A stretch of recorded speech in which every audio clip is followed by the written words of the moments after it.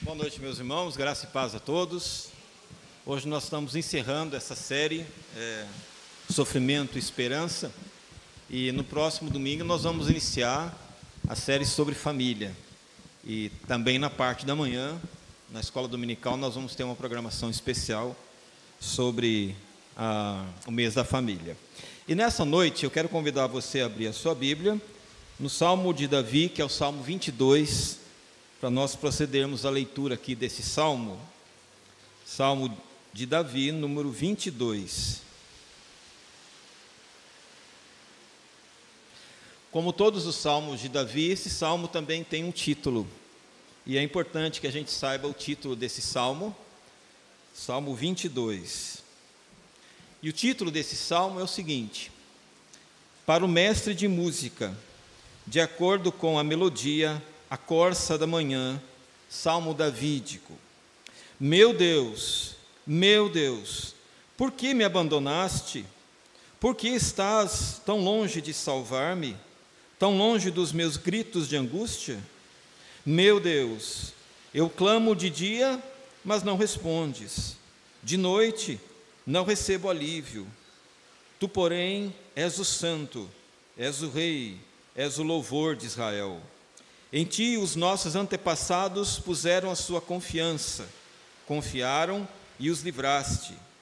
Clamaram a ti e foram libertos. Em ti confiaram e não se decepcionaram. Mas eu sou verme e não homem, motivo de zombaria e objeto de desprezo do povo. Caçoam de mim todos os que me veem. Balançando a cabeça, lançam insultos contra mim, dizendo: recorra ao Senhor, que o Senhor o liberte, que o Senhor o livre, já que lhe quer bem. Contudo, tu mesmo me tiraste do ventre, deste-me segurança, junto ao seio da minha mãe. Desde que eu nasci, fui entregue a ti. Desde o ventre materno, tu és o meu Deus. Não fiques distante de mim, pois a angústia está perto. Não há ninguém que me socorra. Muitos touros me cercam. Rodeiam-me os poderosos de Bazã. Como leão voraz rugindo, escancaram a boca contra mim. Como água me derramei, os meus ossos estão desconjuntados. Meu coração se tornou como cera, derreteu-se no meu íntimo. Meu vigor secou como caco de barro. A minha língua gruda no céu da boca. Deixaste-me no pó, à beira da morte. Cães me rodearam, um bando de homens maus me cercou. Perfuraram minhas mãos e meus pés. Posso contar todos os meus ossos, mas eles me encaram com desprezo. Dividiram minhas roupas entre si e lançaram sortes pelas minhas vestes. Tu, porém, Senhor, não fiques distante, ó minha força. Vem logo em meu socorro. Livra-me da espada, livra minha vida do ataque dos cães. Salva-me da boca dos leões, dos chifres dos bois selvagens. E tu me respondeste. Proclamarei o teu nome aos meus irmãos, na assembleia te louvarei. Louvem-no vocês que temem o Senhor. Glorifiquem-no vocês, descendentes de Jacó. Tremam diante dele todos vocês, descendentes de Israel. Porque não desprezou, nem repudiou o sofrimento do aflito. Não escondeu dele o rosto, mas ouviu o seu grito de socorro. De ti vem o tema do meu louvor, na grande assembleia. Na presença dos que te temem, eu cumprirei os meus votos. Os pobres comerão até ficarem satisfeitos. Aqueles que buscam o Senhor o louvarão. Que vocês tenham uma vida longa. Todos os confins da terra se lembrarão e se voltarão para o Senhor. E todas as famílias das nações se prostrarão diante dele, pois do Senhor é o reino, ele governa as nações. Todos os ricos da terra banquetearão e o adorarão. Haverão de ajoelhar-se diante dele todos os que descem ao pó, cuja vida se esvai. A posteridade o servirá, gerações futuras ouvirão falar do Senhor. A um povo que ainda não nasceu, proclamarão seus feitos de justiça, porque ele agiu poderosamente. Senhor, te agradecemos pela tua palavra e pedimos que o Senhor, em nome de Jesus, torne essa tua palavra alimento para o nosso coração, para que saiamos daqui recebendo aquilo que nós precisamos e que o Senhor conhece melhor do que nós mesmos. É o que nós pedimos no nome santo do Senhor Jesus. Amém. Queridos, o psicólogo Walter Mitchell é criador de um famoso teste psicológico chamado teste do marshmallow. E esse teste do marshmallow, que foi usado com crianças, ele tem o objetivo de explicar o que é a força de vontade e como podemos controlar a nossa força de vontade e os nossos impulsos para algumas situações necessárias. No teste, algumas crianças recebem um marshmallow apenas. E a instrução é clara. Elas podem comer o doce imediatamente, mas se elas aguardarem alguns minutos e não comerem aquele único marshmallow, elas ganham outro. E aí terão 2 em vez de 1. O que será que as crianças fizeram no teste do marshmallow? É o que você vai ver no vídeo agora.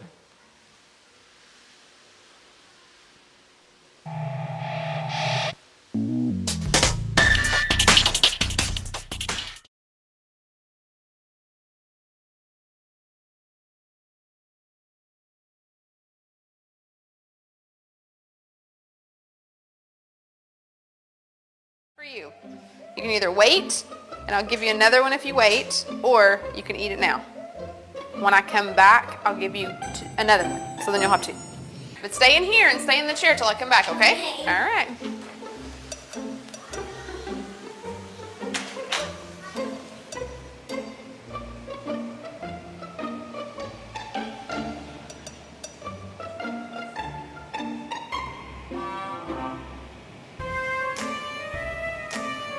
I'm gonna go do something and then I'll come back. It smells yummy. It smells really good.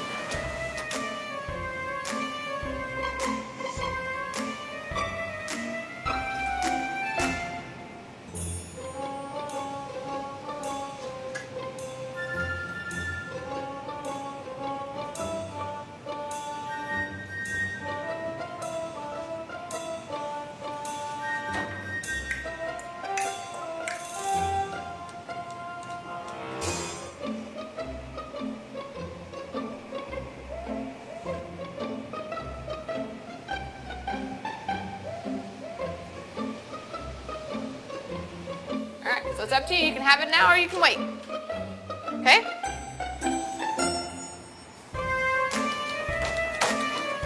I'll be back. Stay in the chair, okay? Okay.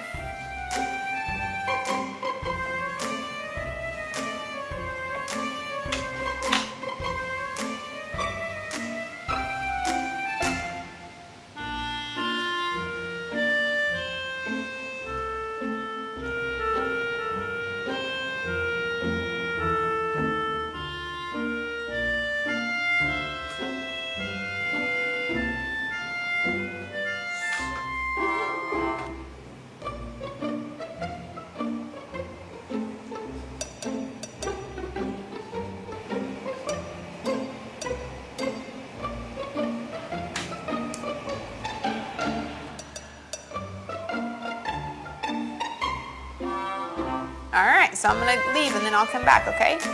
So you can either eat it right now or you can wait. Either way, okay? Okay.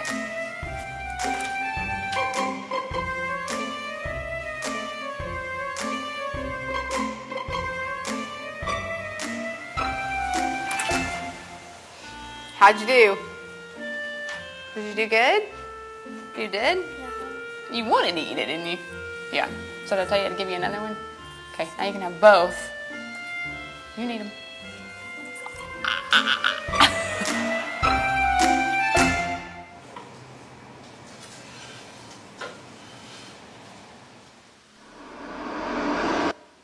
Como é difícil esperar, né? Esse teste do marshmallow, ele ensina algumas coisas para nós. Claro que dentro da psicologia ele tem uma aplicação bem específica. Mas, queridos, quando nós estamos vivendo uma situação que é difícil, nós também sofremos com a questão da espera. Nós achamos que a situação está demorando demais.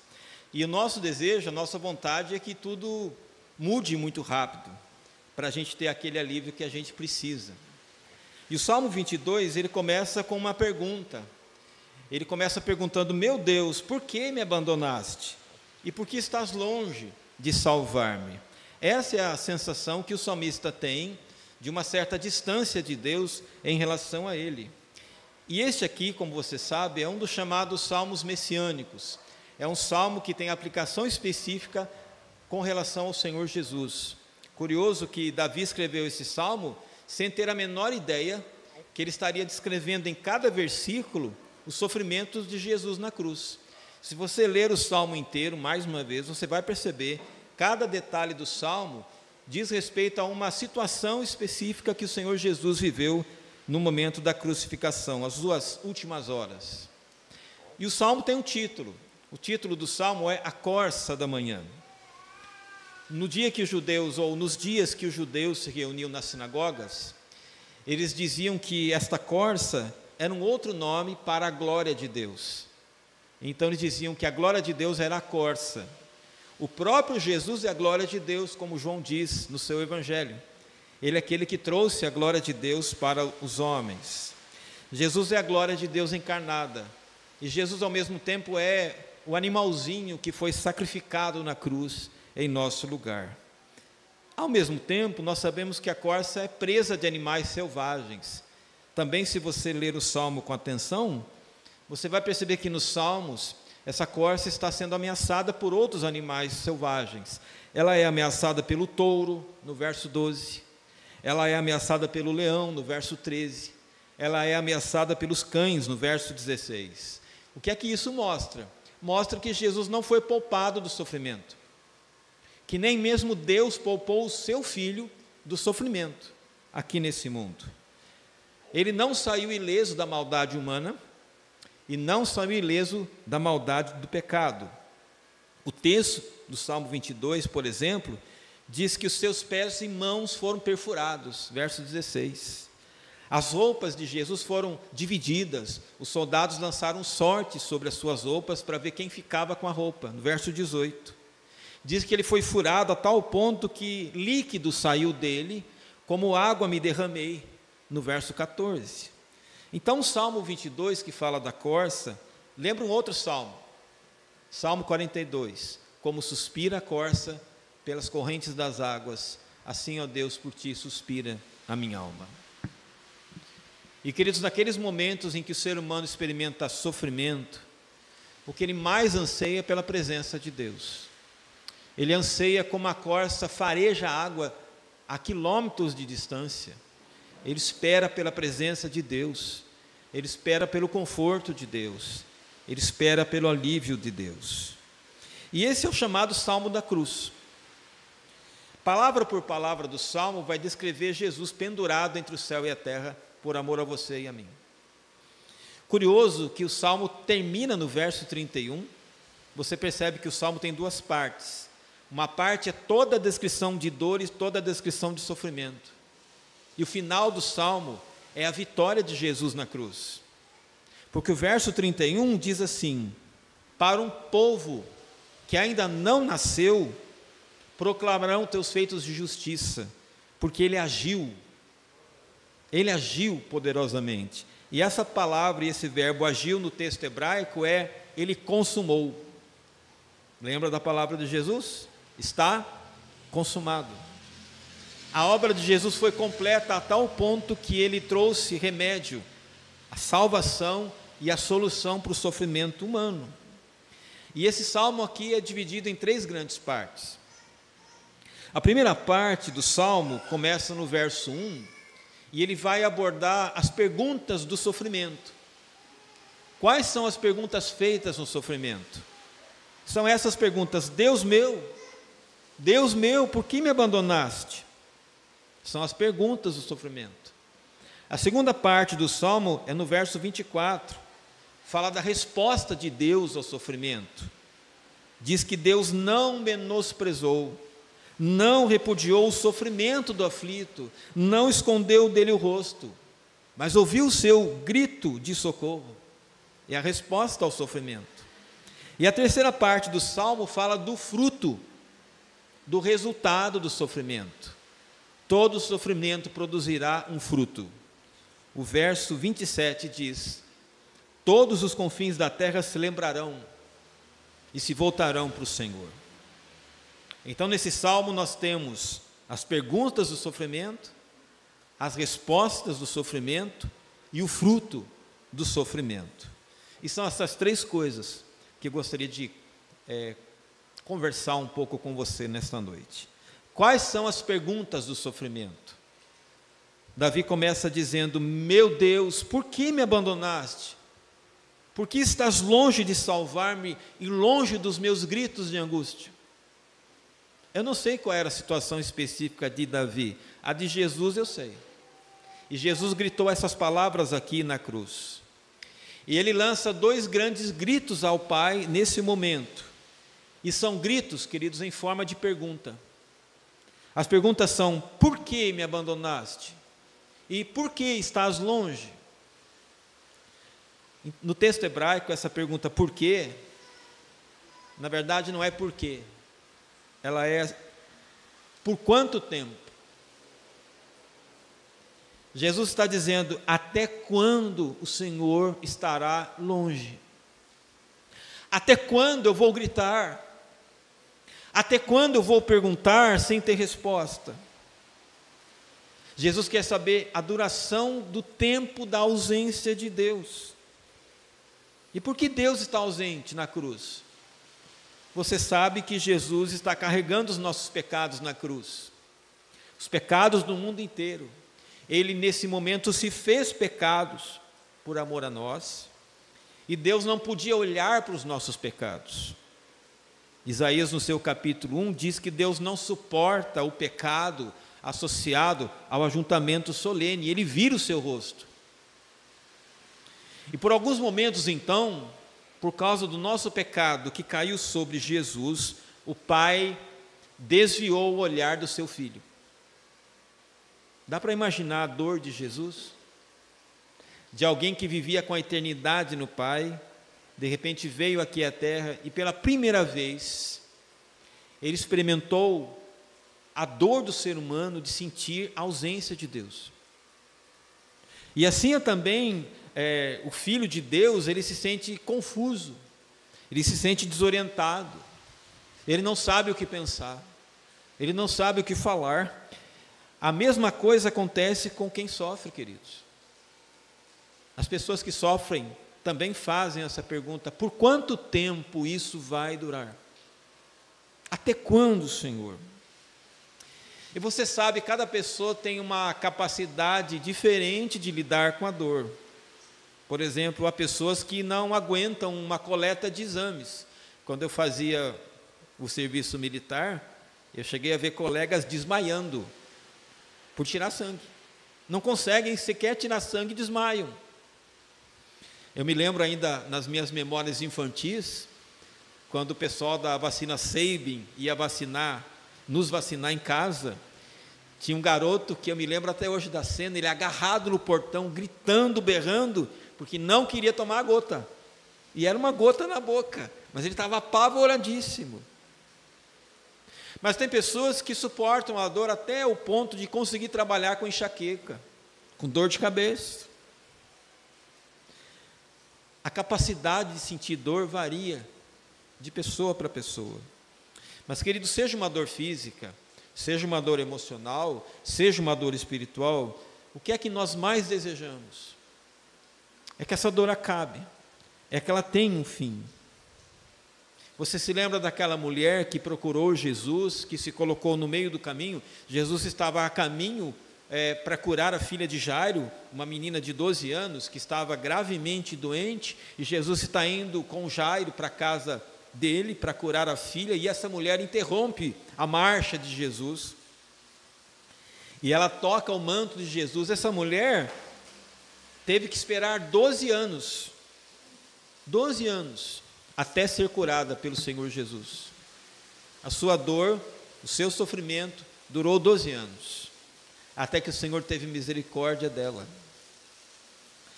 Havia também um homem paralítico que era sempre colocado todos os dias no tanque de Betesda.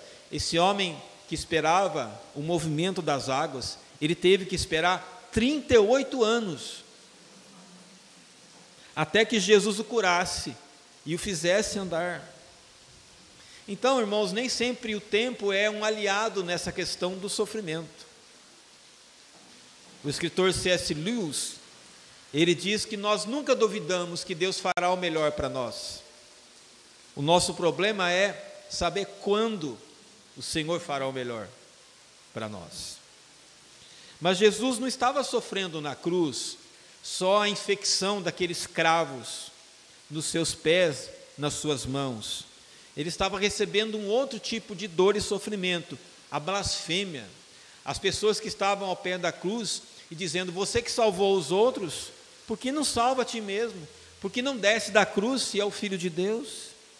Jesus estava sendo zombado, e outras pessoas, inclusive, que estavam lá, estavam acusando de Jesus de estar sofrendo por ele mesmo, porque tinha cometido alguma coisa. O ladrão não arrependido culpou Jesus, por Jesus estar lá crucificado. Então, além de Jesus ter que aguentar o sol escaldante, a dor dos pregos, a dor do seu corpo vergado na cruz, ele também estava sendo culpado por alguns de estar lá, por pagar o pecado de outras pessoas.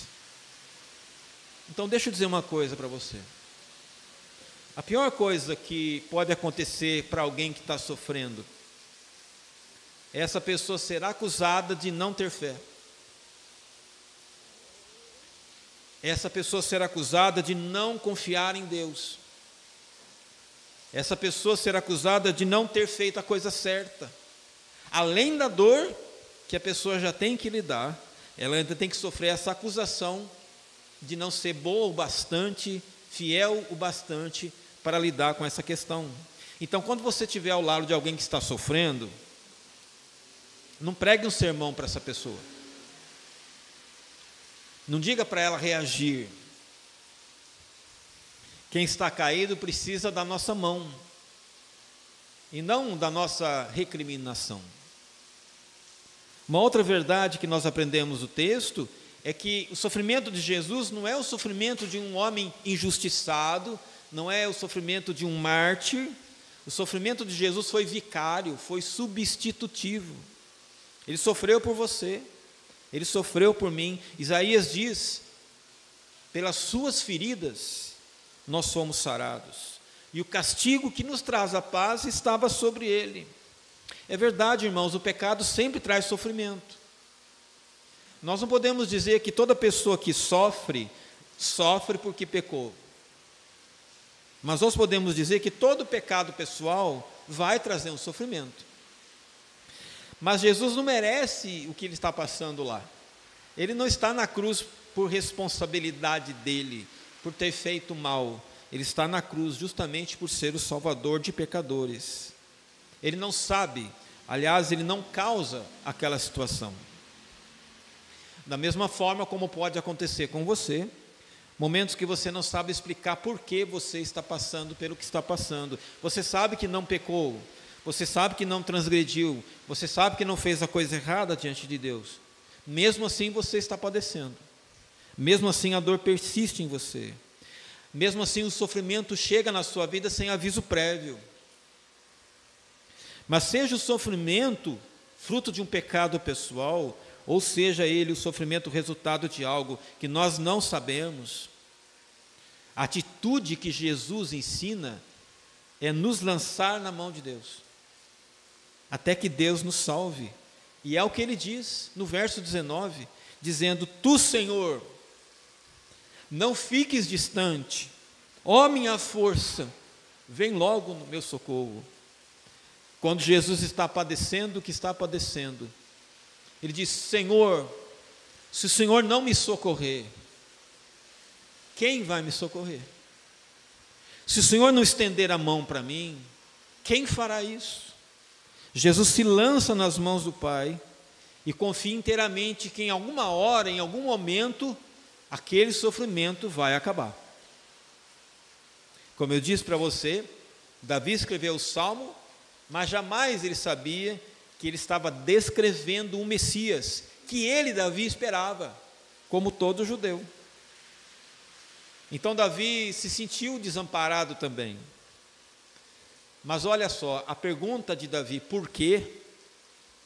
Agora no texto é substituída por uma oração. Quando ele diz, ó minha força, vem logo em meu socorro.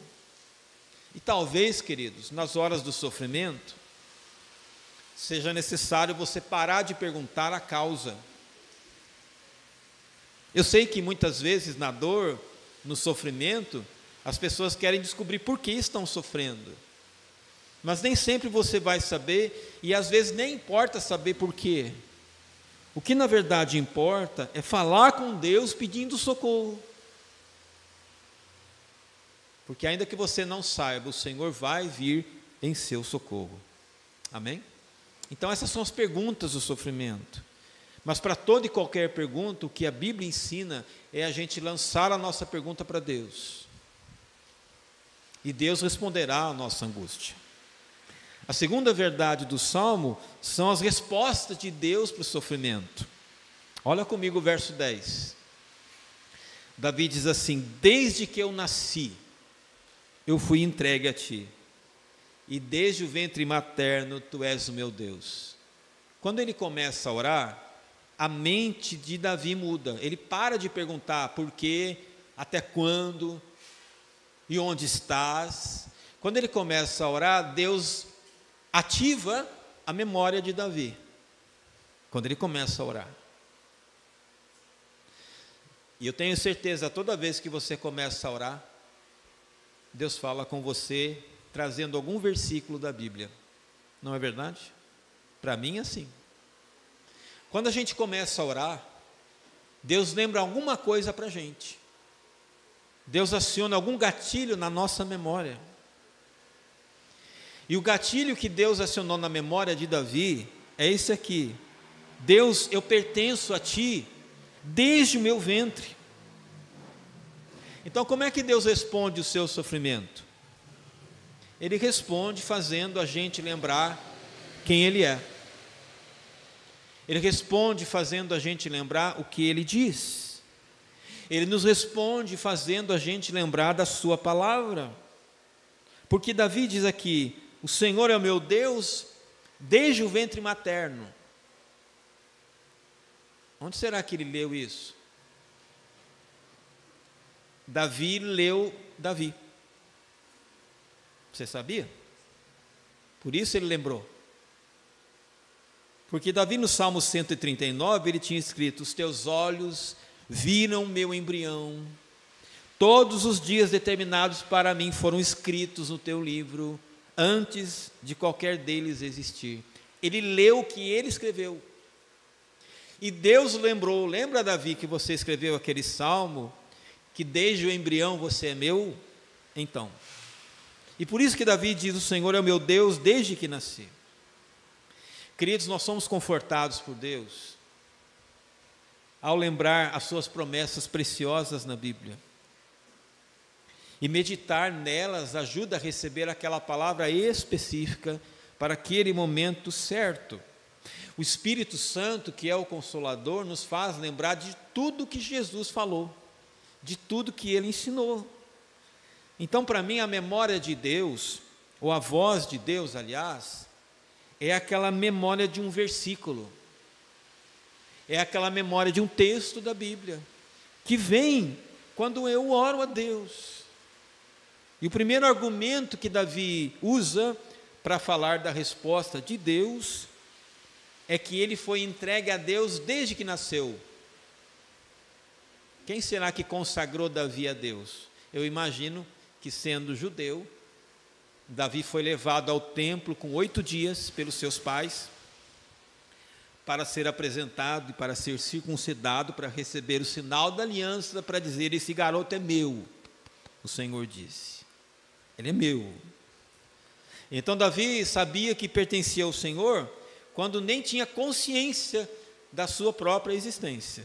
Ele foi dado a Deus, ele era propriedade de Deus quando dependia dos pais para ser cuidado e para ser alimentado. E é curioso que o sofrimento faz a gente esquecer disso. Desde quando você é de Deus? Desde quando você pertence ao Senhor? Talvez você vai dizer, bom, no dia 7 de outubro de 1995, eu me batizei e fiz a minha profissão de fé, e desde então eu sou do Senhor.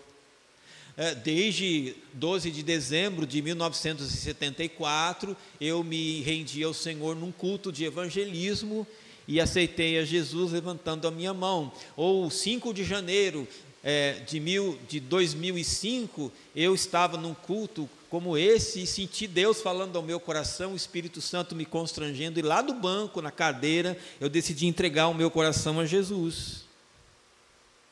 Desde quando você é dele?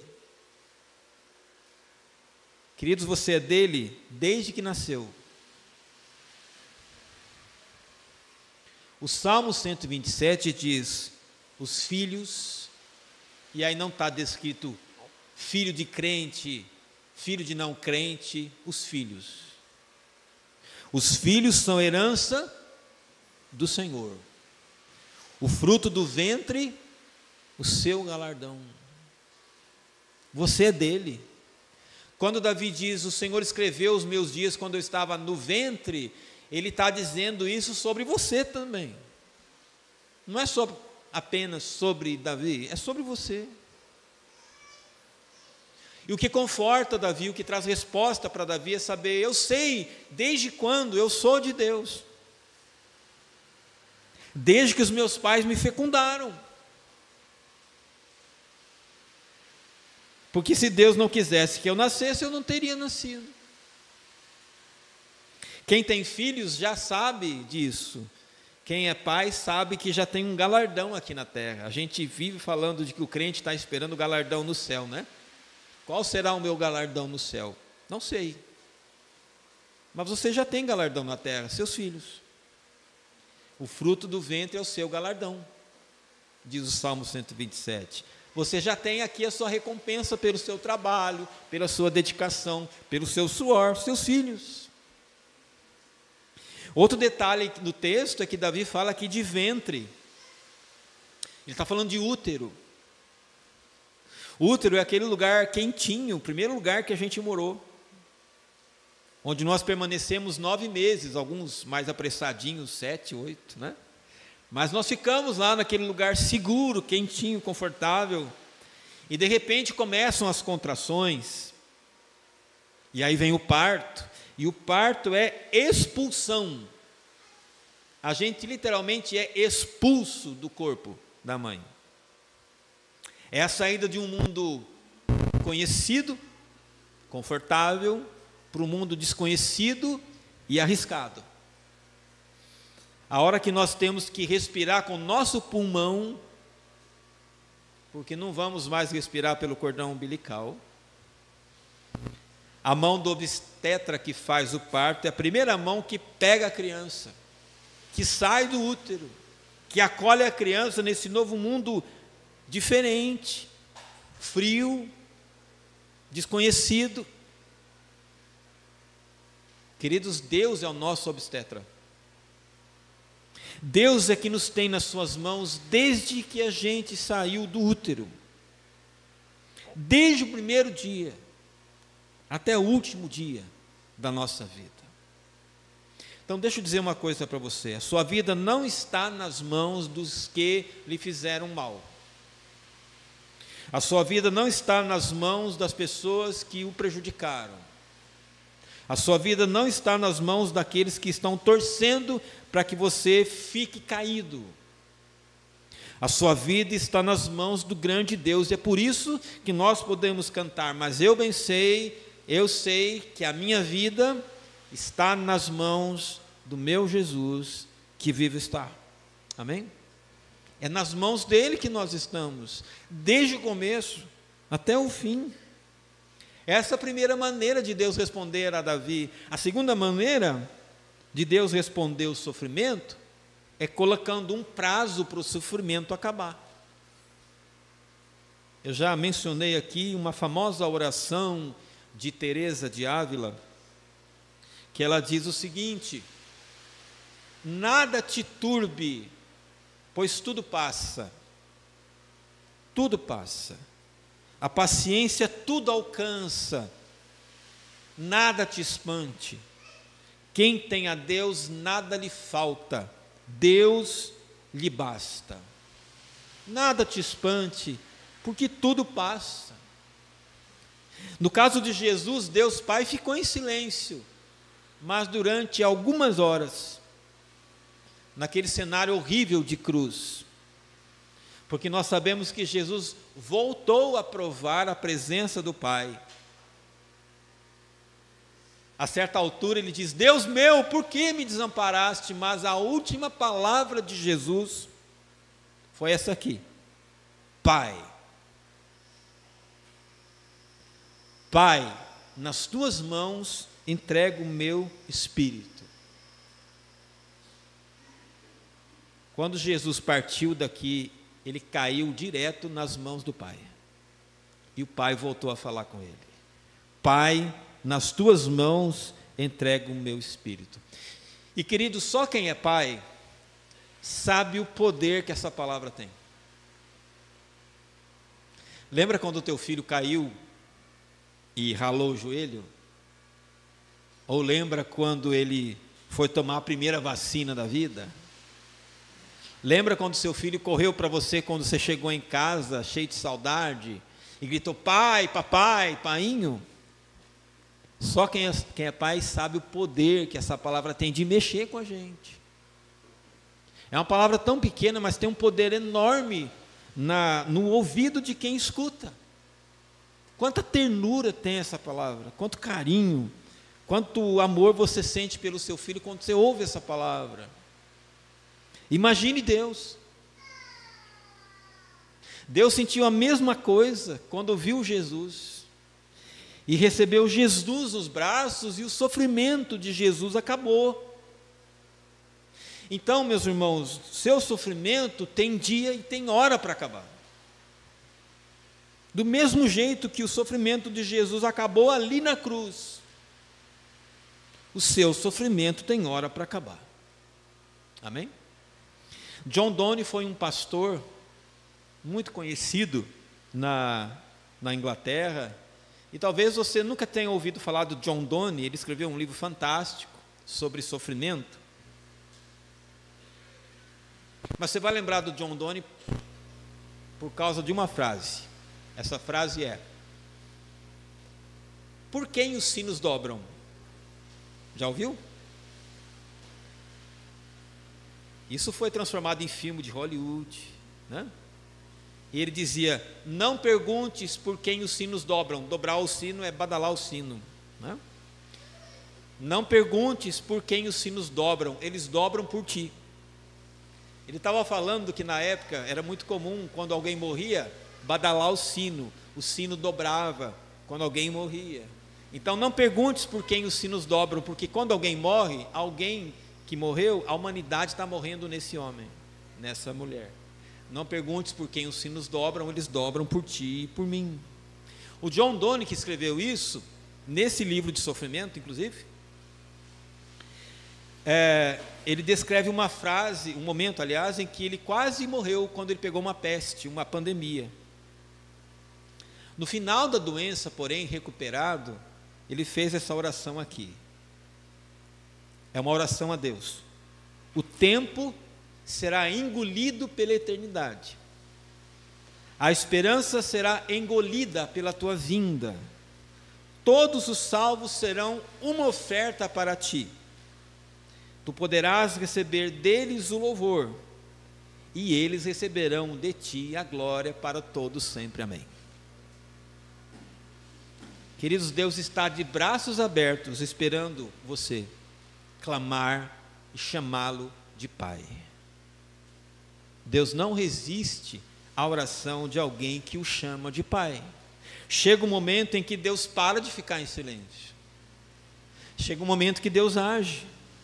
Ninguém vai ficar muito tempo orando isso aqui: Deus meu, por que me desamparaste? Porque se existe alguém que não suporta ver alguém sofrendo, é Deus. Tanto não suporta que João 3,16 diz que Deus amou o mundo de tal maneira que enviou o seu Filho, mandou o seu Filho para que todo o que nele crê não pereça, mas tenha a vida eterna. Deus participa do nosso sofrimento, atentamente. E a prova disso é Jesus sofrendo no seu lugar. A maior prova que Deus se importa com quem sofre é Jesus sofrendo no seu lugar, no meu lugar. Agora, o ponto alto do Salmo é o verso 24, porque ele diz: Deus não menosprezou o sofrimento do aflito, não escondeu o rosto dele, mas ouviu o seu grito. É isso mesmo, fala que eu te escuto. Clama a mim e responder-te-ei. Buscar-me-eis e me achareis quando me buscardes de todo o coração. E finalmente, queridos, há um fruto no sofrimento. No verso 26 e 27 do Salmo, diz assim: os pobres comerão até ficarem satisfeitos. Aqueles que buscam o Senhor o louvarão, e que vocês tenham uma vida longa. Todos os confins da terra se lembrarão, se voltarão ao Senhor, e as famílias das nações se prostrarão diante de ti. O Salmo diz: você terá uma vida longa. Eu não sei quanto tempo eu vou viver. Eu não sei quanto tempo você vai viver. Mas não estou falando dessa vida aqui. Lá na eternidade, todos nós teremos uma vida longa. Ninguém morrerá de velhice. O dado maravilhoso que o Salmo fala é da eternidade. E fala do resultado do sofrimento de Jesus. Qual é o resultado do sofrimento de Jesus? Milhões e milhões. E milhares de milhares creram, estão crendo e crerão nele. Todo joelho se dobrará e toda língua confessará que ele é o Senhor, para a glória de Deus Pai. Ele nos levará para o novo céu, para a nova terra, nos quais habita a justiça. E Deus enxugará dos olhos toda lágrima. E já não haverá pranto, nem morte, nem luto, nem dor. Sim, Jesus sofreu, mas isso trouxe perdão para você. Sim, Jesus morreu, mas a morte dele trouxe salvação para você. Sim, ele foi colocado no túmulo, mas ele ressuscitou e promete: eu estou com você todos os dias, até a consumação dos séculos. Então o Salmo finalmente para de falar de sofrimento e começa a celebrar a vitória sobre o sofrimento. O texto vai falar de povos e nações que se rendem ao Senhor Jesus. E diz que todos se prostrarão diante dele. Lembrando que Paulo diz em Filipenses 2, para que ao nome de Jesus se dobre todo o joelho no céu, na terra e debaixo da terra, e toda língua confesse que Jesus é o Senhor, para a glória de Deus Pai. Essa última parte do Salmo é escatológica. Ela fala do tempo do fim, quando o reino deste mundo será entregue ao Rei dos Reis e ao Senhor dos Senhores, e a morte será definitivamente vencida. E quando então vem o sofrimento, queridos, nós temos que fazer mais uma coisa. Nós temos que ter essa perspectiva cristã do futuro. O fato de que tudo que hoje incomoda não vai mais incomodar você. Tudo que hoje faz doer nunca mais trará dor. A Bíblia diz que a duração da nossa vida é 70 anos, os que têm mais vigor, 80 anos, ou a dona Lídia, 97. E diz que tudo passa rapidamente, nós voamos. Mas se nós compararmos a vida aqui na terra com a eternidade, nós vamos lembrar que lá, um dia é como 1000 anos, e 1000 anos como um dia. Você já parou para pensar nisso? Se do lado de cá o sofrimento é uma chateação, do lado de lá, nós nem vamos saber o que é chateação, o que é dor nas costas, o que é dor lombar, o que é depressão, o que é, seja o que for que você queira dar o nome. Você nunca mais ouvirá essa palavra lá, nunca mais. Se do lado de cá a época do Zenta, do 40, 50, 60, 70, 80, é aquela época famosa em que você corre de um médico para o outro e o plano de saúde fica cada vez mais caro, do lado de lá não terá hospital, não terá médico, não terá escola de medicina, não terá medicação, não terá cirurgião, não terá terapeuta. Do lado de cá, as mulheres e até os homens fazem radiofrequência, fazem peeling ultrassônico, peeling diamante, microagulhamento, lipocavitação, drenagem linfática, criolipólise, carboxiterapia, preenchimento labial, preenchimento facial, botox, tercaterapia, implante de cabelo, implante dentário. Pesquisei tudo isso essa semana. Quanta coisa as pessoas fazem para ficar mais novinhas. Se do lado de cá a gente faz tudo isso para ficar menos aparentemente velho, do lado de lá ninguém envelhece, o seu colágeno vai ficar novinho, igual de bebê. Os seus dentes, que hoje não são verdadeiros, vai voltar a ter dente. E até o cabelo que você não tem hoje, terá de novo. Porque tudo se fará novo. E essa é a maravilha da eternidade que nos espera, queridos. Nós temos que olhar o sofrimento sob o ponto de vista do futuro que nos aguarda. E além disso, para o cristão, o sofrimento tem uma finalidade que é terapêutica. Quem diz isso é o C.S. Lewis. Ele escreve assim: o sofrimento é uma coisa que... O sofrimento é como uma coceira. Não dá para você não dar atenção, você vai coçar. O sofrimento é mais ou menos algo que insiste em ser notado. Ele diz que Deus sussurra nos nossos prazeres, Deus fala na nossa consciência, mas grita no nosso sofrimento. Ele diz que o sofrimento é um megafone de Deus para despertar um mundo surdo. Deus grita no sofrimento para chamar a atenção nossa para Ele. É claro que o sofrimento é terrível, sofrimento por sofrimento não é bom, e o cristão não agradece o sofrimento pelo sofrimento, mas ele sabe que o sofrimento é uma tremenda oportunidade dele corrigir sua vida.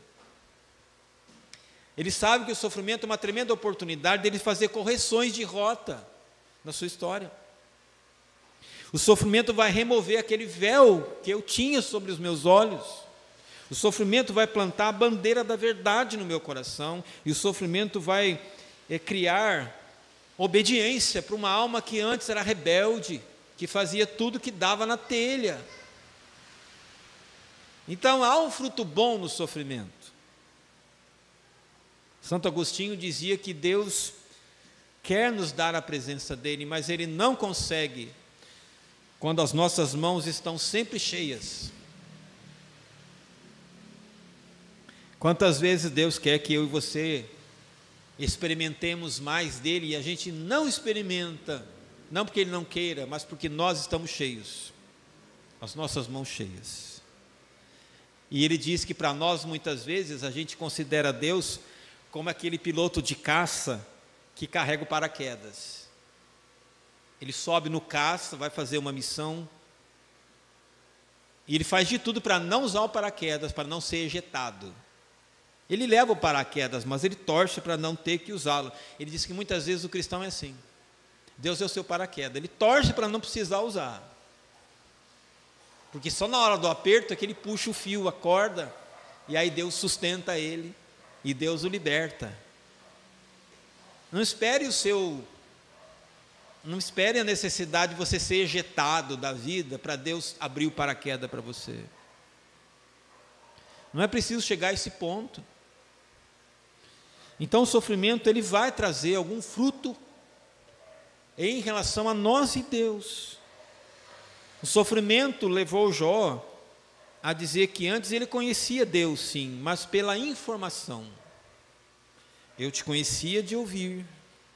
E depois que tudo passou, Jó disse que agora conhecia Deus não por informação, mas conhecia Deus por experiência. Agora os meus olhos te veem. Então o sofrimento pelo sofrimento não é bom. Ele vai criar neuroses, ele vai desestabilizar emocionalmente, ele vai gerar sintoma de pânico, ele leva a gente a enxergar tudo negativo. Só que para o cristão, o sofrimento é aquilo que aperfeiçoa seu caráter. Aprenda uma coisa: se há uma coisa boa no sofrimento, é que quem sofre pode ter certeza, Deus está mais pertinho de mim agora do que antes. E é verdade. Deus está mais perto de mim agora do que antes. E é verdade. A gente experimenta mais Deus de perto. A gente se torna mais quebrantado. A gente se torna menos certo das certezas que a gente tinha na vida. A gente se torna mais humilde de dizer, é Deus que sabe, é Deus que controla. É Deus que sabe o que Ele vai fazer de mim. O sofrimento leva a gente a fazer uma coisa que um salmo diz: descansa no Senhor, espera nele. Através dele nós nos sujeitamos a Deus, identificamos um Deus que também sofre, porque sofreu na cruz, e nos identificamos também com as pessoas que sofrem, porque passamos a falar a língua delas. Para nós que amamos Jesus, o sofrimento traz um fruto que é bom.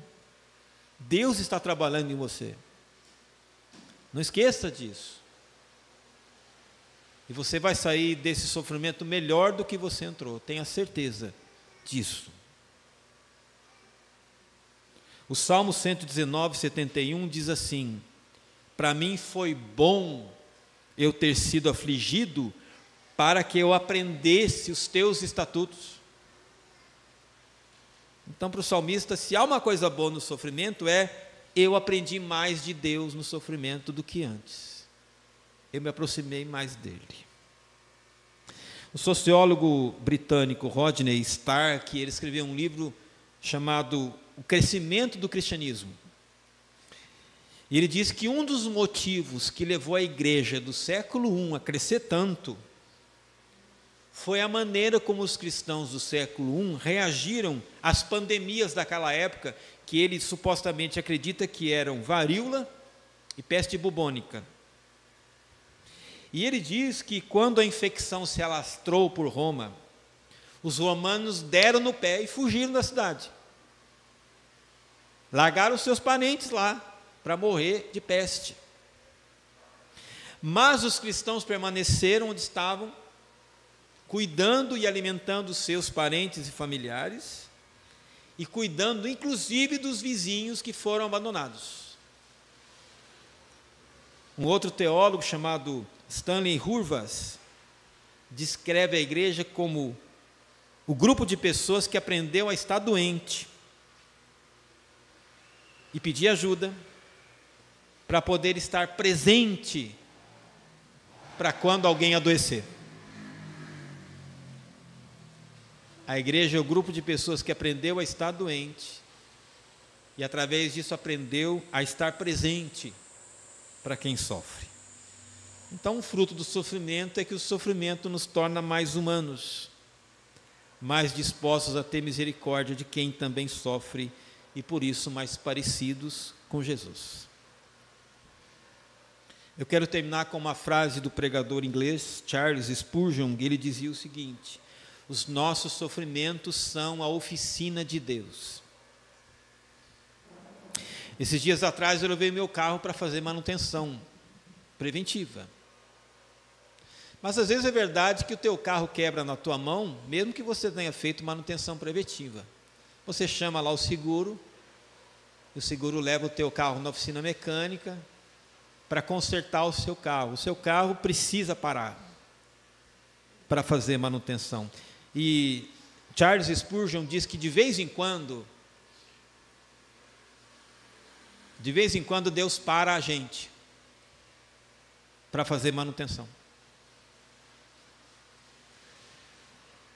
Para fazer manutenção na nossa vida. E quando isso acontecer, ele diz, não fique apavorado, porque, em primeiro lugar, os sofrimentos são portas que Deus abre para você confiar mais nele. Segundo, sofrimentos são a ponte que Deus constrói para você servir o seu irmão. E terceiro, o sofrimento ensina, quando nós admitimos que nada somos, é que nós abrimos espaço para que Ele seja tudo. Queridos, que assim nós aprendamos com Jesus a lidar com o sofrimento, a saber que há resposta para o sofrimento, e principalmente, Deus vai colher alguma coisa do seu sofrimento, haverá um bom fruto para o seu sofrimento, para a glória do Senhor Jesus. Amém? Eu gostaria que a gente terminasse, antes de orarmos, com um vídeo. Gostaria que você ouvisse essa canção. Talvez você conheça esse cântico, e eu gostaria que você pudesse ser edificado, e aí finalizamos a mensagem.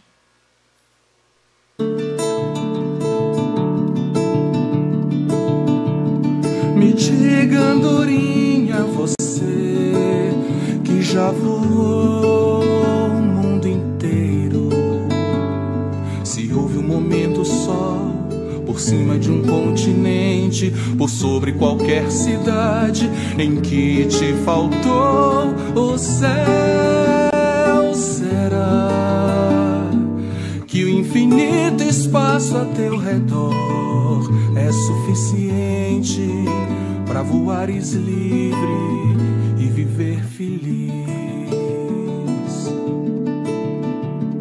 Me diga, peixinho dourado, Senhor do vasto oceano, que brinca nas correntezas, se esconde em velhos navios, mergulha nas profundezas, sem nunca chegar ao fim. Será que os 7 mares que são teus têm bastante água para nadares livre e viver feliz?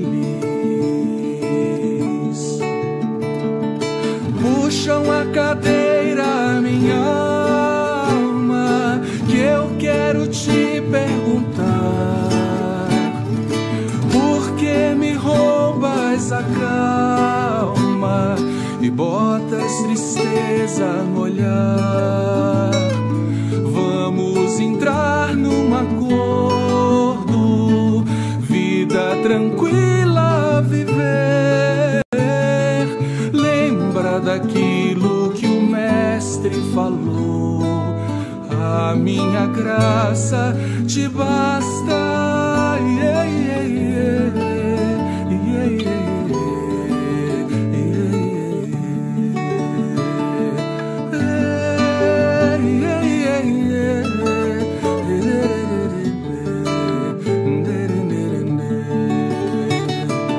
Puxam a cadeira, minha alma, que eu quero te perguntar: por que me roubas a calma e botas tristeza no olhar?